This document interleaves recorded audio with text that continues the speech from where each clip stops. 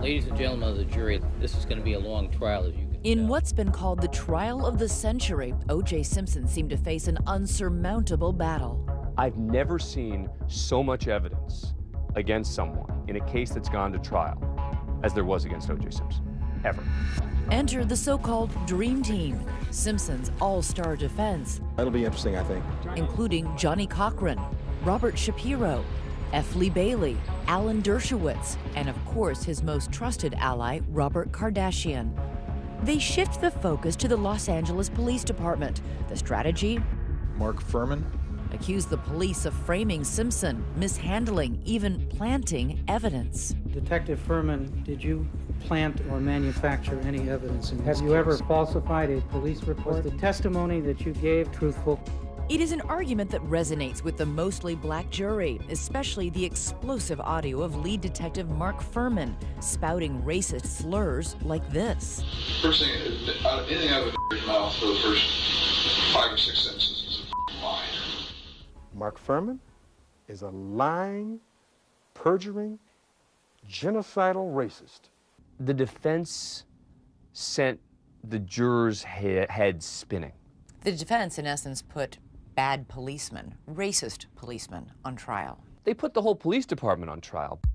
Simpson's attorneys even tried to put his slain ex-wife's reputation on trial, portraying her as a party girl. These ladies would go out 2, 3, 4 nights a week and stay out till 5 o'clock in the morning. They do whatever they would do. Simpson did the same in his deposition. I was told about them all doing drugs at a place called a Monkey Bar. Mr. Darden? But perhaps the defense's biggest win is the prosecution's biggest blunder. They ask him to try on the bloody glove found at the scene of the crime. Nearly everyone knows what happens next. You having a problem placing the glove on his hand? What were you thinking as you watched this spectacle? I think the word spectacle is perfect. He had latex gloves on. He was trying on a glove that had been soaked in blood, and he would hold the glove, and he did this. It wasn't yanking at the glove, it was... So, of course, he couldn't get it on. Author Larry Schiller says there may be another more cunning explanation, that Simpson had arthritis, swelling of the joints, and stopped taking his anti-inflammatory medicine a month before trying on the gloves. Nobody knows whether it made his hands a little bigger or not. That bloody glove becomes a rhyming rallying cry for the defense. If it doesn't fit, you must acquit. With those iconic words ringing in their ears, the jury makes its decision after nearly 9 months of testimony and not even 4 hours of deliberation. On this shift, we'll take you right through the verdict. The jury in the O.J. Simpson case has reached a verdict. Mr. Simpson has now come back to the courtroom. We, the jury, in the above entitled action, find the defendant, Orenthal James Simpson, not guilty of the crime of murder in violation of... Tell me about that moment. Shock, disbelief. How could they possibly heard all of that evidence and in a handful of hours said, not guilty? Kim Goldman's sobs fill the courtroom. This is now an indelible image from that time. Yeah, I'm sad for her.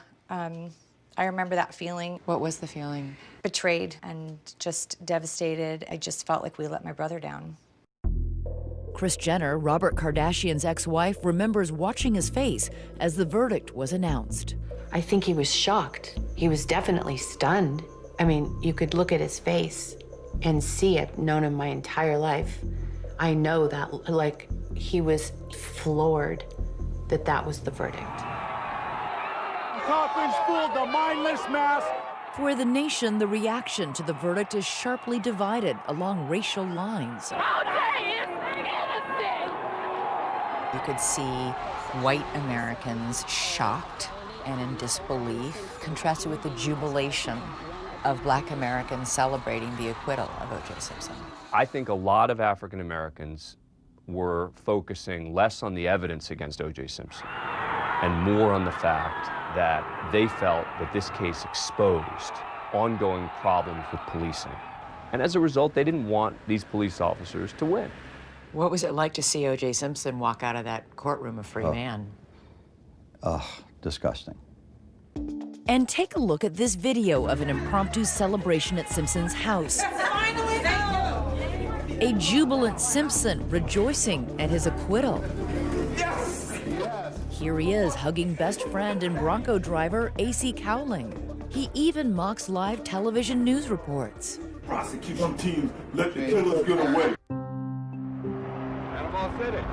For Kim Goldman, the sight of O.J. Simpson as a free man is unbearable.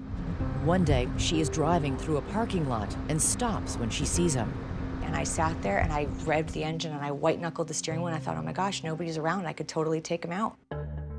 But instead of vengeance, the Goldman family decides to seek justice again in, of all places, another courtroom.